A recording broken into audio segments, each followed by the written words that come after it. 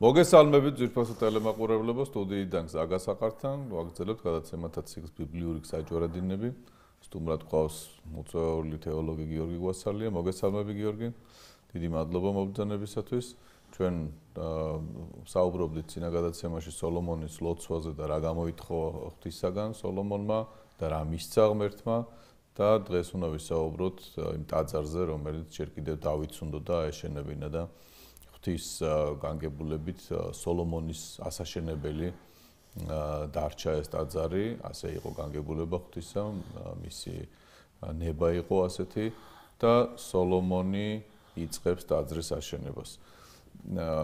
გიორგი, რა არის ეს ტაძარი ისრაელისათვის?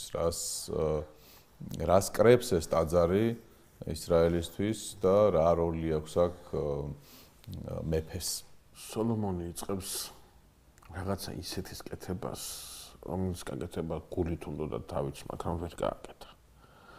ანუ, რასაც აკეთებს სოლომონი, ეს არის რეალიზება იდეისა, რომელიც დავითში იყო წარმოდგენილი, უბრალოდ დავითმა მის რეალიზება ვერ შეძლო, მიზეზები ჩვენ უკვე ვიცით ამასთან დაკავშირებით, თორემ თვითონ იდეა სოლომონის არ არის, იდეა დავითის არის. უბრალოდ სოლომონი ამ იდეის რეალიზებას ხორჩას ხმასახდენს. იმისათვის რომ სრულიად ლოგიკურ ამ დასმულ კითხვაზე პასუხი გავცეთ, ჩვენ დავითი უნდა გავიხსენოთ. რა საკეთებს დავითი, რატო უჩნდება დავითს ტაძრის შენების იდეა და ასე შემდგომ და ასე შემდგომ. უწესრიგობზე გავიხსენოთ ის, რომ ის სივრცე, სადაც ახლა ტაძარი უნდა აშენდეს, ეს არის დავითის ქალაქი, იერუსალიმი.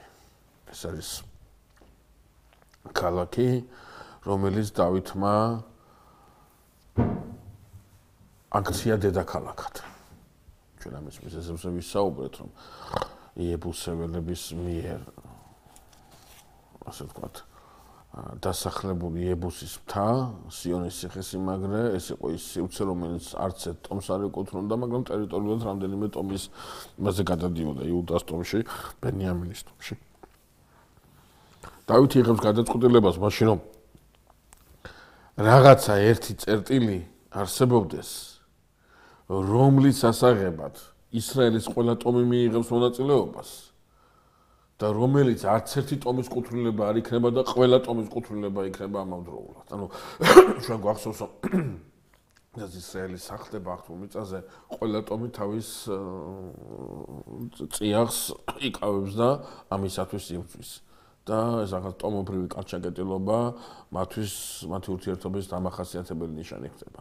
აი დავითს უნდა რაღაცა გაჩნდეს რაღაცა ერთი წერტილი, რომელიც არც ერთის არ იქნება და ყველას იქნება. ყველას ყურადღება აქეთკენ იქნება. ეს იქნება იერუსალიმი, რომელიც დედაქალაქად დაარსდება ისრაელის დედაქალაქად. მაგრამ შემდგომ დავითი ყურადღებას მიაქცევს იმას, რომ დედაქალაქმა რომ გასწიოს თავისი ფუნქცია, რომ შეასრულოს თავისი ფუნქცია, რომ ის მნიშვნელობა არ დაკარგოს, რა შინაარსითაც ის ქვეყნის დედაქალაქად იქნა დადგენილი, მხოლოდ პოლიტიკური განზომილება არ არის საკმარისი. რაღაცა მეტი უნდა იყოს, ვიდრე ტომთა თავშესაყარი. აქ უნდა მოდიოდნენ, იერუსალიმში უნდა მოდიოდნენ არა ქვეყნის მეფესთან, არამედ იერუსალიმში უნდა მოდიოდნენ სამყაროს მეფესთან. იერუსალიმი უნდა დაიცვას, იერუსალიმი უნდა შეინახოს, იერუსალიმი უნდა გააძლიეროს არა დავითის სტრატეგიულმა ნიჭმა და დავითის ერთგულებამ ისრაელისადმი, არამედ იერუსალიმისათვის ამის მიმცემი უნდა იყოს იერუსალიმის ერთგულება ღმერთისადმი. ღმერთმა უნდა გააძლიეროს ის. ღმერთი უნდა იყოს აქ.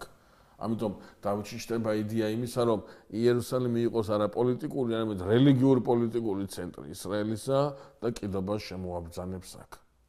უკვე მოგვიანებით, როდესაც დავითს უფალი ხელს უმართავს ყოვლითურ და დავითის სასახლეს ააშენებს, დავითი სვავს კითხვას, რომ მე ჩემს სახლში ვცხოვრობ და უფალი კარავშია. უფალი კარავში არის ისოს ეს კიდობანს არ აქვს, ანუ დავითი, აი, აქ რა არის არსებითი, რომ დავითის სასახლეში სამეფო დიდებულებით არის წარმოდგენილი.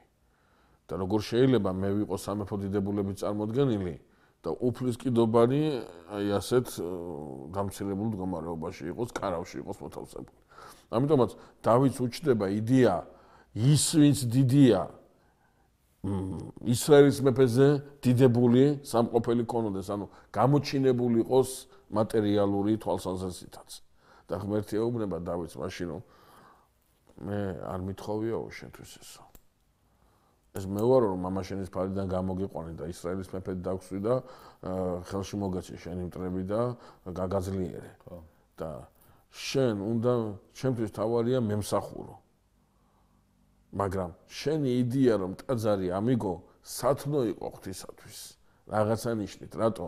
იმიტომ რომ ამ ტაძარმა უკვე ძლიერი ისრაელის თავშეყრის ფუნქცია უნდა შეასრულოს. აი აქ ტაძარში უნდა მოდიოდეს ისრაელიანი, იერუსალიმში კი არა, იერუსალიმის ტაძარში უნდა მოდიოდეს ისრაელიანი და ისრაელიანმა უნდა იცოდეს რომ მისი ძლიერების წყარო, აი როგორც მდინარეს აქვს სათავე.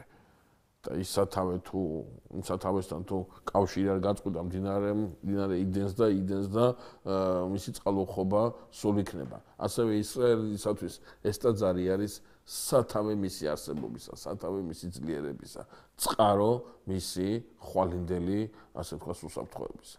ამიტომაც ეს ტაძარი უნდა იყოს რაღაცა ისეთი დავითისათვის, რომელმაც უნდა გამოაჩინოს ის დამოკიდებულება, რა დამოკიდებულებითაც კიდობანი არის შემობრძანებული იერუსალიმში. ტაძარი უნდა იყოს, ანუ არა მარტო კიდობანთან მოსვლა, არამედ დავითს აქვს სურვილი კიდობანთან შეკრება მოხდეს. შესაკრებელი იყოს, რაღაცა სივრცე გაჩნდეს. ამ შეკრებისა და ცოტა მოგვიანებით მთელი ისრაელის ძველი აღთქმის ეკლესიის, ეს ხაზგასმით მინდა ვთქვა, ძველი აღთქმის ეკლესიის ისტორია მოწმობს ამას, როგორც ბაბილონის ტყვეობამდე, ასევე ბაბილონის ტყვეობის შემდგომ, რომ ტაძარი არის სააზროვნო ცენტრი ისრაელის საზოგადოებისათვის. ტაძარი არის შემკრები, ტაძარი არის გამგებელი, ტაძარი არის ტონის მიმცემი. ამ ტაძრიდან ხდება ყველაფერი და ამ ტაძრისკენ არის მიქცეული ისრაელიანის გონება. ტაძარი არის საცავი, ტაძარი არის სალარო, ყველაფერი ხდება, ყველაფერს, აი თავის თავში ყველაფერს შემოიკრებს ტაძარი, უფლის ტაძარი, რატო? იმიტომ რომ ამ ტაძარში იმართება ის მსახურება და ამ ტაძარში ეს მსახურება იმართება მის წინაშე, რომლისთვისაც ისრაელი აბსოლუტურად წარმოუდგენელია, გაქრება და გაიფანტება უბრალოდ. ამიტომაც ტაძრის შენების იდეა, რომელიც დავითს უჩნდება, თავის თავში გულისხმობს სწორედ რაღაცა შემკრებს, რაღაცა გამოხატულებას აი ამ ძლიერებისას, რომელიც ღმერთშია და არა ისრაელის მეფეში. აი ამის რეალიზებას იწყებს სოლომონი სწორედ და მისი ბრძანებით, მისი მინდა რა ქვია, მეფობის მეოთხე წელს სოლომონი იწყებს უფლის ტაძრის შენებას დავითის ქალაქში, ანუ იერუსალიმში. ის უკავშირდება ხირამს, მეფეს, ტიროსის მეფეს და ატყობინებს რომ ღმერთმა მე დამსვა, მე მომცა მამაჩემის ტახტი, მე დამსვა მამაჩემის საყდარზე და მას რომელსაც უნდა ტაძრის შენება, მაგრამ ვერ გააკეთა ის, ახლა მე რეალიზებას ვყოფ ამ განაზრახისას, რადგან უფლისაგან მე მაგამიზალა მოცემული, ხოლო შენ ბრძანე რომ კიპაროსის და ლიბანის ხეები მოჭრან და ასე ვთქვათ მოგვაწოდონ მასალად ტაძრის შენებისათვის. ძალიან საინტერესოა ხირამის ტიროსის მეფის რეაქცია სოლომონის ამ შენათვალზე. რეაქცია არის დადებითი და ძალიან გახარებულია ხირამი, რომ დავითის შემდგომ სწორედ სოლომონს შეხვდა ტახტი და ასეთი ღირსება პოვა მან უფლის თვალში. რაღაცნაირად ახლა ჩვენ მერე დაგვჭირდება ეს ახლა ამაზე თით ყურადღებას არ გამომახვილებთ, მაგრამ საგარეო ურთიერთობები იმას აქვია დავითსაც და სოლომონსაც შესაბამისი ქონდა ყველა ქვეყნების მიმართ, მაგრამ განსაკუთრებულად საინტერესო იყო სიდონისა და ტიროსის აი ფინიკიური ქალაქებისადმი მათი დამოკიდებულება სულ მეგობრული იყო. სულ მეგობრული იყო, მე უკვე ასურეთის იმპერიის გაძლიერებისას რაღაცა პატარა კოლექტივები საინტერესოა, რომ ყოველთვის მეგობრულად უყურებენ ერთმანეთს ფინიკიური ქალაქები და ისრაელიანთა ქალაქები. ამით სარგებლობს ჯერ დავითმა ისარგებლა, დავითის სასახლეც ამ მასალითაა აშენებული და ამით სარგებლობს სოლომონი და მეფე ხირამს თხოვს გამოუგზავნოს სამშენებლო მასალა და ხირამი ძალიან გახარებულია იმით, რომ სოლომონს ერგო მემკვიდრეობა სწორედ დავითის შემდგომ და გახარებულია, რომ სოლომონთან ის იწყებს ისეთივე საქმიან ურთიერთობას და კეთილმეზობლურ ურთიერთობას, როგორც ეს დავითთან ჰქონდა. მეფეს ბრძანებით მოჭრიან ამ ხეებს, მიიტანენ პორტამდე და დააცურებენ ტივებით, ხოლო სოლომონი იმ ადგილზე უნდა დახვდეს, სადაც ამ ტივებს, სადაც თვითონ დათქვავს და ზღვიდან შემოზიდული ეს აქვია მასალა, უკვე ხმელეთით გადავა იერუსალიმისაკენ და დაიწყება ტაძრის შენება. ძალიან დიდი მობილიზება გაკეთდა. მთელი ერი აშენებს ტაძარს. ყველა ჩართულია ტაძრის მშენებლობაში. ზოგი რითი. ყველასი უნდა იყოს ეს. ყველასი, ამაშია. თანამონაწილე უნდა იყოს. ყველასი უნდა იყოს ეს. 3300 მარტო ზედამხედველი ყავს გამოყვანილი, იმას რა ქვია, სოლომონს. 70000 ხის ჭრელი, 80000 ქვის ჭრელი. 30000 იგზავნება ტვიროსისაკენ 10000 ანუ სამთვეში ერთხელ მორიგეობენ 10000 წავა მერე ჩამოვა მეორე 10000 წავა მერე მე-300000 წავა საოცარი მობილიზება მთელ ქვეყანაში მთელი ქვეყანა ცხოვრობს ერთი იდეით ერთი აზრით შენდება საუფლო ტაძარი რაღაცა ისეთი მამანდრია რაც ისრაელის ისტორიაში არასდროს არ ყოფილა. მოდით ახლა ერთ ძალიან საინტერესო დეტალს მივაქციოთ ყურადღება. გავიხსენოთ ჩვენ, როდესაც მონარქიის შემოღებას ითხოვს ისრაელი. სამოს ასეუბნება დაგვისვიო ჩვენ მეფე, როგორც სხვა ხალხებს ყავს. ჩვენ იმაზე ვისაუბრეთ. ახლა ისრაელი რაღაცას ისეც აკეთებს, სხვა ხალხებში რო. სხვა ხალხებში იცის მან ღვთისადმი მეწმული ტაძრები, სიკულატები და ასე შემდეგ. მისი რელიგიური მსახურება ამით განსხვავდებოდა, მას არ ჰქონდა ტაძარი უფლისა და ახლა უფალს ექნება ტაძარი. მაგრამ აქ საინტერესო რა არის? აქ საინტერესო გახლავთ ის, რომ თუ კი მეფობა წარმართულ ყაიდაზე მოინდომა ისრაელმა, ტაძრის შენება და უფლის მსახურებას ვერანაირი საერთო ვერ ექნება წარმართულ ტაძრებთან და წარმართულ რეალობასთან. ისრაელი ამ შემთხვევაში არ არის ორიენტირებული ჩვენს ღმერთსაც გქონდეს ტაძარი როგორც სხვა ღმერთებს აქვთ. მეფობა ასეთი უნდათ. მაგრამ ტაძართან ესეთი ფრაზა არ ისმის. ტაძარი არის რაღაცა ისეთი, რომელმაც სწორედ რომ ისრაელი უნდა გამიჯნოს, კიდევ ერთხელ გამოყოს, კიდევ ერთხელ გამოაცალკავეოს ყველა იმ სიბინძურისაგან, რელიგიური სიბინძურისაგან, რომელიც მის გარშემო არის წარმოდგენილი. ტაძარი უნდა იყოს რაღაცა ცენტრი, რომელიც ამ ძალას მისცემს მთელ მოსახლეობას. გიორგი, რადგანაც ეს ვახსენეთ, რომ ტაძრები სხვასაც ქონდა და ამით თითქოს გარეგნულად მიემსგავსა ისრაელის დამოკიდებულება წარმართული ქვეყნების შიგნით რაც ხდებოდა იმას. აქვე ხომ არ განმარტოთ კიდევ ერთხელ, დავითს რატომ უთხრა უფალმა ტაძრის მშენებლობაზე უარი? დავითს ეუბნება ტაძარში შენ მე როგორ ამიგებ სახლს? და სოლომონისთვის ეს ნებადართული არის ღვთისაგან. რატომ დავითს არა და რატომ სოლომონს? სოლომონი ამას პირდაპირ დავითიც აღნიშნავდა, მაგრამ სოლომონი ხინავს პირდაპირ ეუბნება ამას დავითმა რატო არა აგო და ის რატო აგებს, რომ ახლა დასვენებული არისო ისრაელი და ხიფათი არ მოელისო არც ერთი მხრიდან. დავითს კი ღმერთი ეუბნება, რომ სისხლი აქვს ბევრი დახვრილი და ის არა აშენებს მას არამედ მისი შთამომავალი, რომელსაც ეს საბრძოლო და ეს სისხლის ზღვრის ეს გამოცდილება მას ასეთი არ ექნება. დავითს პირდაპირ უგზავნავს ღმერთი ამის გამო ბევრი სისხლი აქვს დახურილი და დავითის პერიოდი მშფოთვარე პერიოდი იყო, მისი პირველი ნაწილი, საკმაოდ მძიმე პერიოდი იყო, სადაც აი რწმენა ცოცხალი რწმენა გამოიხატება სწორედ იმ კიდობაში. გავიხსენოთ მამანდრია როგორ აბესალომის დევნისას კიდობანს რომ წააბრძანებენ და დავითთან მიიტანენ იერუსალიმიდან აბიათარის და სადოკის ინიციატივა იყო ეს და დავითი რომ ბრძანებს რომ უკან დააბრუნეთო კიდობანი იერუსალიმი შეიძლება იყოს დავითის გარეშე, მაგრამ იერუსალიმი უფლის გარეშე ვერ იქნება ვერასდროს. აქ ამ შემთხვევაში წმინდათა წმინდაში უნდა შეიჭრა და იქიდან გამოიტანონ კიდობანი, რაც აბსოლუტურად გამორიცხულია. ამ შემთხვევაში ჩვენ ახლა ვისაუბრებთ რაღაც დეტალებს მივაქცევთ ყურადღებას. ამ შემთხვევაში აი ისრაელში აღარ არის ხიფათი იმისა, ან სახელმწიფო გადატრიალება მოხდეს, ან ანუ ისრაელი ცხოვრობს ისე დავითიდან მოყოლებული, რომ ტაძრის შენების და აი ამ უსაფრთხოების მთელი სივრცე შეიქმნა მისთვის. ისე ძალიან მნიშვნელოვანია, რომ დავითის სისხლი აქვს დაღვრილი ბევრი და მისი ხელით არ უნდა რომ ტაძარი აშენდეს. ხო, მიუხედავად იმისა, რომ დავითი ესეთი წარმატებულია ღვთის წინაშე სათნოა და ბევრს სამადლიეროს ვისმენთ დავითს როგორც ღვთის პირისგან ისე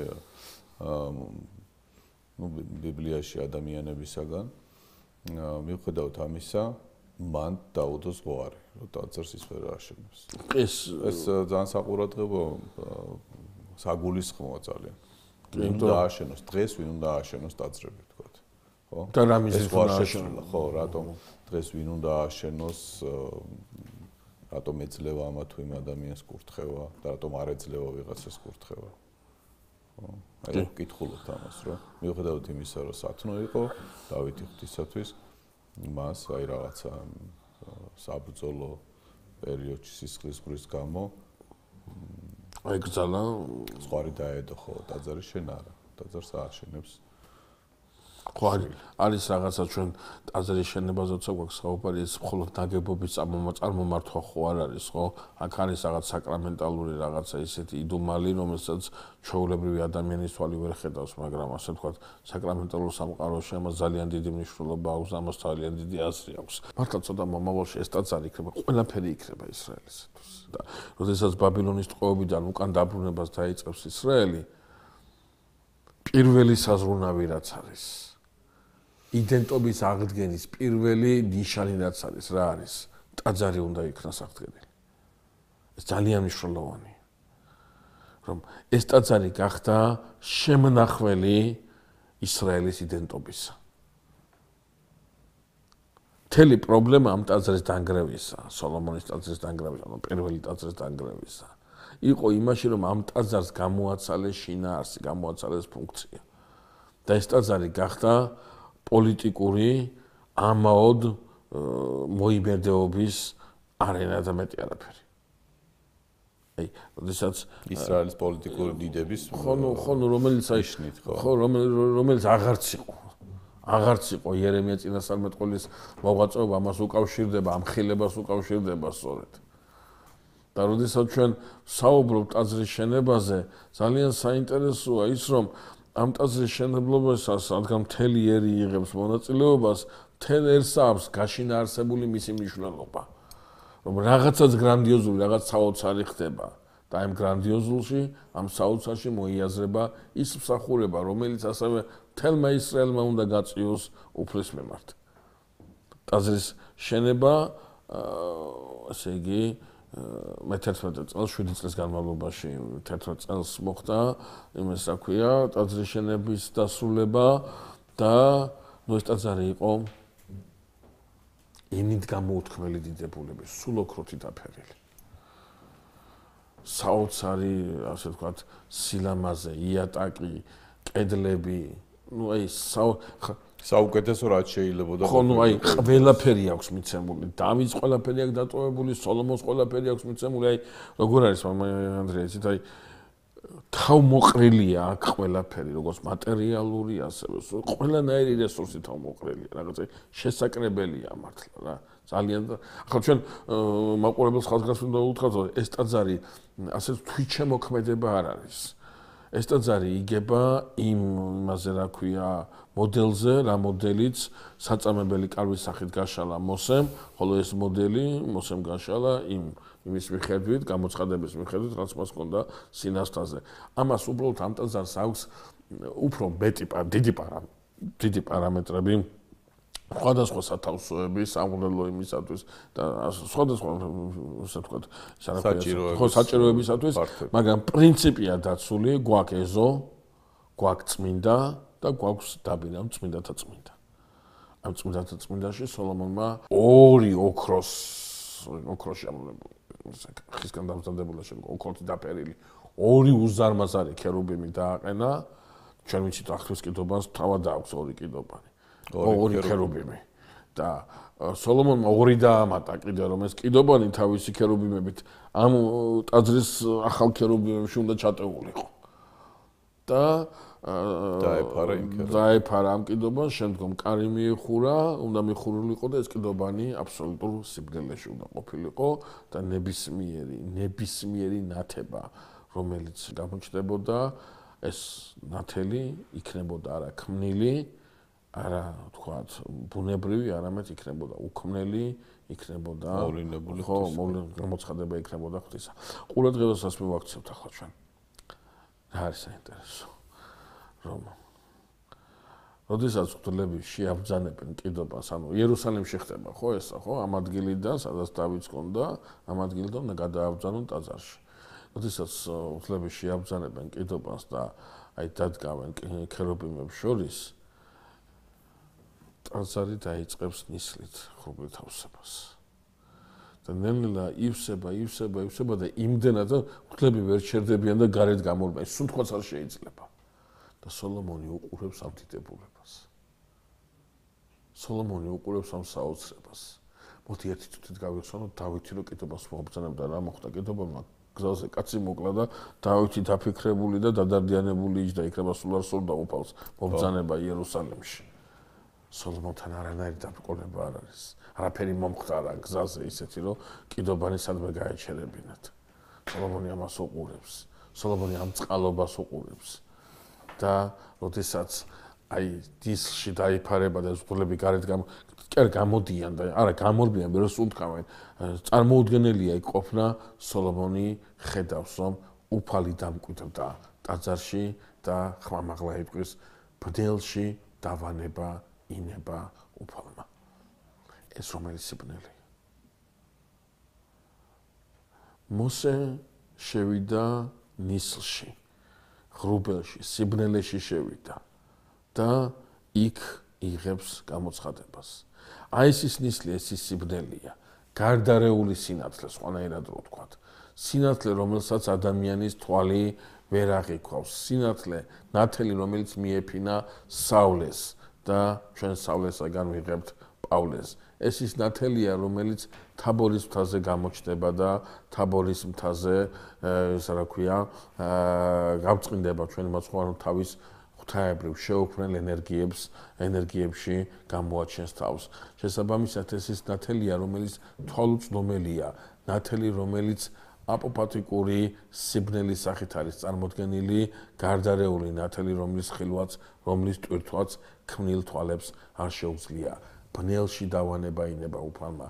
ბნელში არა წყდიაჩი, არა სიბნელეში, არა სინათლის არარსებობაში, არამედ მიუწვდომლობაში, ზიაღმატებულობაში, ისეთ სინათლეში, რომელსაც თვალი ვერ ხედავს, რომელსაც ქმნილება თვალს ვერ გაუსწორებს. ეს სოლომონისათვის ნიშანი იყო იმისა და არა მარტო სოლომონისათვის, არამედ იქ შეკრებილი მთელი ისრაელისათვის ნიშანი იყო იმისა, რომ უფალისათვის სათნო იყო ამ ტაძრის შენება, ამ ტაძრის მიღება. ძალიან საინტერესოა სოლომონის ლოცვა ამ ტაძართან დაკავშირებით. სოლომონის საოცარ ლოცვას წარმოთქვამს. მთელი ხალხის გასაგონად დგას და უფალს ევედრება. ამ ტაძრიდან მოხედეო შენ ხალხს. საოცარი ლოცვა. საოცარი ლოცვა, ძალიან ღრმა ლოცვა. ამ ტაძრიდან მოხედეო შენ ხალხს, ამ ტაძრიდან უწყალობეო შენ ხალხს. ანუ ეს არის ტაძარი, ეს არის სივრცე, საიდანაც მთელი ჩვენი ყურადღება და გულია მიპყრობილი. რადგან აქ ხდება მთავარი. რა არის ეს მთავარი? აქ უნდა მოხდეს გარჩევა სიმართლის და ტყუილის, აქ უნდა ყველა გასაჭირში ყველაფერი ვინაიდან ეს ყველაფერი ჩართული უნდა იყოს, აი ამაშია მამო საქმე სწორედ აბსოლუტურად გეთანხმებით. რომ ეს ყველაფერი ჩართული არის ღვთისმსახურებაში. რომ ეს არის არა ტაძარი დიდებულებით, არამედ ეს არის სივრცე მსახურებისა. აქ მსახურება უნდა მოხდეს. აი აქ თუ მსახურება არ იქნა, მაშინ ამ ხალხის საშველი არ იქნება. ამ ხალხის გამოსავალი არის ღვთისმსახურება. ღვთისმსახურება, რომლის აი ეს შესაკრებელი ადგილი ამ შემთხვევაში ეს ტაძარია წარმოდგენილი. ამიტომაც ამ ტაძრიდან მოხედე შენი ხალხის ლოცვას. ერთ ძალიან საინტერესო რამეს ამბობს სოლომონი. თუ კი შეგწოდავს და შენ რისხოს დაიმსახურებს, გაიბნევა და კვლავ გამოიხედავს შენსკენ ამ ტაძრისაკენ და მოვა სათხოვარად, შენდობის სათხოვარად, მიუტევე შამსაღის სიმაღლიდან გადმოხედე, მიუტევე მას და კვლავ დააბრუნე შენთან. თითქოს დაიწინასწარ შორს იყურება. კი, უკვე ახალ აღთქმაში იყურება. ხო, აი, საქმეც არის, გავიხსენოთ მამ ანდრია, ისუნავეზამ რა გააკეთა. 12 ლოდი, რომელიც დაალაგა იორდანის ნაპირთან უფლის მითითებით, რომ როდესაც შენი შვილი და შვილიშვილი გეტყვის რა არის ეს უთხარი, რომ დააშროა ჩვენ თვალწინ ღმერთმა იორდანე და მშალზე გადმოგვიყვანო, ეს უნდა ყოფილიყო რაღაცა მოწმე ისტორიული იმისა, რა ქვია, მოვლენისა, მაგრამ ისუნავეზე რას აკეთებს? თავისი ინიციატივით ისე რომ გამოცხადება არ აქვს, თავისი ინიციატივით ასე 12 ლოდს იორდანეს ძირში დაალაგებს. და რატო? რატო? იმიტომ რომ ისუნავეზი ამ დროს ამას განჭვრეს სწორედ, რომ თუ კი ისრაელს არ იქნება ამ იორდანის ამოშრობის შინაარსი გააზრებული და ამით არ იცხოვრა, როგორც გადმოლახა ეს მდინარე ისე გადალახავს უკან. მაგრამ ისუნავეზე მაშინ ამ იმედს იტოვებს ღმერთისადმი, რომ შენ არ დაკარგო ეს ხალხი. ამ ხალხმა შეიძლება შენ დაკარგოს, მაგრამ შენ მოიძიე ეს ხალხი. მოაბრუნე ისინი და ამ იმედით თუ კი ისინი კვლავ გადმოვლენ ამ იორდანეზე, ის სტაბილური ადგილი, რის გამოც მათ იორდანე უკანვე გადაალახინე, აი ახლა დახვდებათ აქ დინარეში შენახული ეს 12 ლოდი, რომელიც მათ ამსას იგივე საკეთებს სოლომონი, იგივე სოლომონი, რომ საბოლოოდ ეუბნება ეს ხალხი კი არა, შენ მიხედი ამ ხალხს. იმ სასჯელით მიხედი ამ ხალხს. იმ სასჯელით მე მოაბრუნე, გული რომ მოუბრუნდებათ, შენ მოусმინი ამას და კიდევ ერთი ძალიან საინტერესო დეტალი, რომელიც სოლომონის ლოცვაში ისმის მამ ანდრია, ეს გახლავთ ის, რომელიც განსაკუთრებულ ყურადღებას იმსახურებს ჩვენთვის. სოლომონი თავისი ლოცვის დასაწყისში, მთელი თავისი ლოცვის განმავლობაში ლოცულობს ისრაელზე, ძველი აღთქმის ეკლესიაზე, იმ სივრცეზე, სადაც გამოცხადებითი ჭეშმარიტებაა მიცემული და ლოცვის ბოლოსაკენ იტყვის, არა მარტო ისრაელია. ეს არის ძალიან საინტერესო. უცხო რომ მოვაო შენთან. ვინმე უცხო, რომელიც არ არის ისრაელიანი, მაგრამ მოვა შენთან, ანუ გაღიარებ შენ, იმ უცხოსაც მოусმინეო, იმ უცხოს ლოცვად შეისმინე. ესაც შორსძვრეტა არის, ძველი აღთქმის პარაგრაფს ცილდება.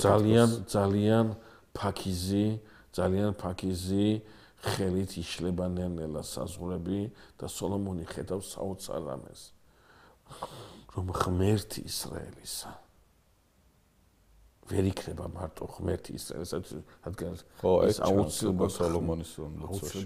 აი აქ იბადება იდეა, რომ კი სოლომონის ლოცვაში შემოშენ სხვა ღმერთებივით არ ახარო, მაგრამ უკვე ამ ლოცვის რეზიუმირება არის იმისა, რომ ღმერთი ისრაელისა სამყაროს ღმერთია, ყველას ღმერთია და ყველას მსმენელი შეიძლება გახდეს ერთი პირობით, ხო, უნდა მოვიდეს ამ ღმერთთან.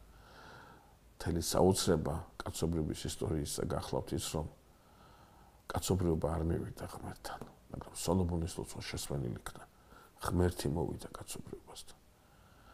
ღმერთი მოვიდა კაცობრიობასთან და დღევანდელ დღემდე ყველას უსმენს. განურჩევლად ეროვნებისა, განურჩევლად კულტურული იდენტობისა, ყველას უსმენს, ოღონდ მიმართოს მას. კონდეს სურვილი, იყოს მისი. აუცილებლად მოусმეს და მოხედავს წყალობით, იმ წყალობით, რომელიც წყალობაც გოლგოთის სეულის მსხვერპლის შემდგომ აი ასე უხვად და ძალობად მოსდევს კაცობრიობას ღვთისაგან. შესანიშნავია გიორგი, განსაკუთრებით ბოლო რეზიუმე ესეთი ამაღლებული არის, განწყობით არის, იმედით სავსე და სიხარულით სავსე. მაყურებელს შევახსენებ, რომ მესამე მეფეთა მეექვსე, მერვე და მეცხრე თავებში იკითხება ეს საკითხავი. შეგიძლიათ წაიკითხოთ. გიორგი, დიდი მადლობა და მე უბრალოდ ცოტა პერეფრაზს გავაკეთებ, თორე იგივეს ვიტყვი, როგორც დასასრული ამ გადაცემისა, რომ და სოლომონ მეფის აი ამ ლოცვაში ტაძართან და ტაძრის კურთხევის დროს ისეთი რამეები ითქმება, რომელიც ძველი აღთქმიდან უკვე ახალ აღთქმაში იყურება თითქოს.